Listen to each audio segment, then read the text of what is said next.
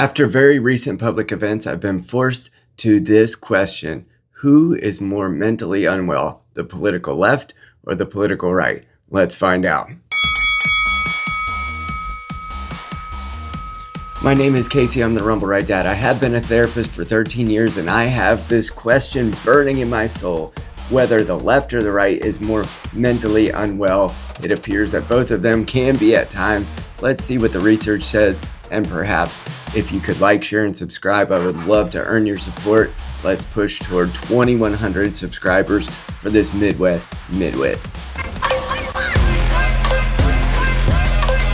According to multiple national surveys, including the Pew Research and General Social Survey, so these are surveys, not just people who self-report, those who identify as liberal, especially young liberals, report significantly higher rates of mental illness and mental health struggles compared to conservatives.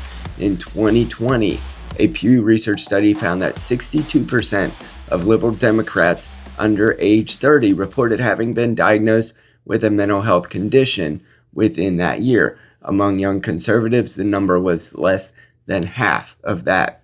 In 2018, a study published in the Social Science and Medicine journal showed that conservatives consistently report higher levels of happiness and life satisfaction more than liberals, even when controlling for income, race, and age.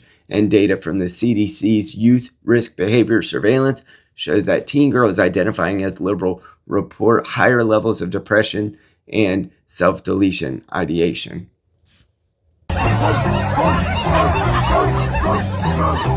As a psychologist who plays one on YouTube, at least I've dug into the question about why could this be. That's what most irks me, or is most important to me. Why might it be that there would be one political side that would report so much more pervasive mental health issues? Now, this is what we might come up with. Worldview stress.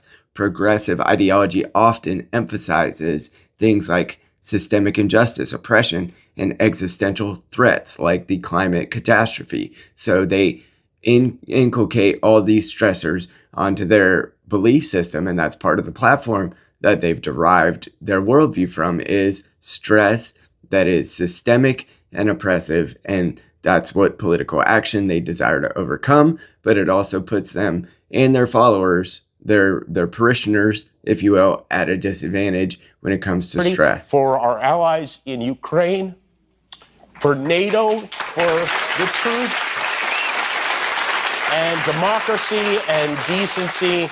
And it was a terrible night for everyone who voted against him. And guess what? It was a bad night for everyone who voted for him, too. You just don't realize it yet. On the positive side, the reason why conservatives might feel a little bit more physically or mentally healthy is because of the community that they have around them. Conservatives are more likely to be religious. They are more likely to be involved in local issues rather than existential entire world issues. And they often report higher levels of mental wellness because they have people around them that might be able to deflect some of that stress instead of just projecting that onto an internet or a community that's nationwide that doesn't necessarily have the ability to go shoulder to shoulder with you if and when you actually need it. Another reason is that the left has a high identity conflict going on. The left places heavy emphasis on identity categories, which can create pressure, confusion, or division. Living in a constant state of identity politics can fuel inner conflict. Like, we're just gonna wake up tomorrow morning and everything's gonna go back to the way it'll be a psych. It'll be like a really bad dream, and none of this will have ever happened, right? Like, it'll be like the first time, and then we're all gonna pull through fine in 4 years. My personal experience has been that conservatives seek therapeutic services at a much less frequent rate, and I was just wondering, is that because there's some stigma against seeking mental health services or even just admitting that you might need it? But the fact is that most liberals are probably mentally healthy. Most conservatives are also probably mentally well, but there just is simply an imbalance in how many of them are reporting in these surveys that they're not doing okay. Does this mean that everybody on the left is mentally unhealthy? No, of course not. Does it mean that everybody on the right is healthy? No, of course not. Mental illness touches every political camp, and there are, of course, a bell curve of people on both sides that have major issues. As long as you stay alive, they cannot say we don't exist. Being a Satanist means rebelling against them because they're wrong. And as long as you draw a breath, every breath you take is a rebellion. Keep on fighting because you just have to. If we're talking statistics, the Democratic left has more rates of depression, anxiety, and clinical diagnoses, even by their own self-report.